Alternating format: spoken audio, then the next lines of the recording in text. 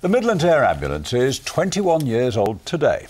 The charity, which is funded entirely by donations, is now the largest service of its kind in the UK.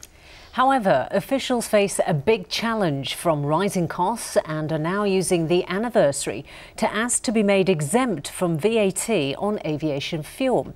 Callum Watkinson reports.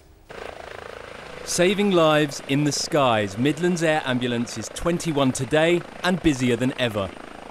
They've flown more than 36,000 missions since their rotors started turning in 1991. Today is a significant day in our history. We're now the biggest and largest and busiest air ambulance in the UK. We serve about 5.5 million people, covering 6 counties of the Midlands, and we're out probably nearly 10 times a day. They need more than £6 million a year just to stay in the air. A big part of that goes on fuel. Every penny rise sees their bill go up by £47,000 a month, and they want the VAT they pay on it scrapped. VAT for air ambulances is not within the public thinking.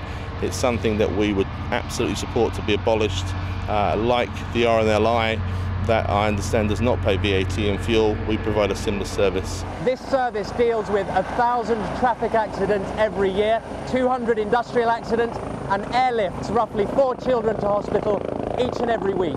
The patch they cover is vast, but nobody on it is more than a 15-minute flight to the nearest trauma centre, and that, particularly in rural communities, can be the difference between a tragedy and a happy ending. Someone who knows that only too well is 10-year-old Joshua Dudley from Willenhall.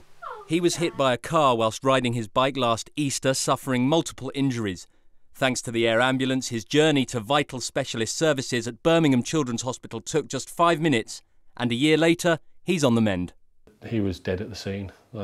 He had to be revived. And in Joshua's case, for that golden hour that's so highly talked about, he needed to go to Birmingham Children's Hospital, and they had the choice to take him straight there, which they did, and that made the difference to Josh's life, effectively.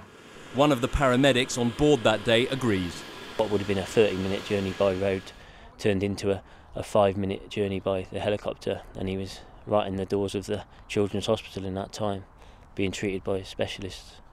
As they hope for enough donations to keep them hovering, there's one little boy who'll be wishing them a very happy birthday. Thank you, Ambulance, for making me better.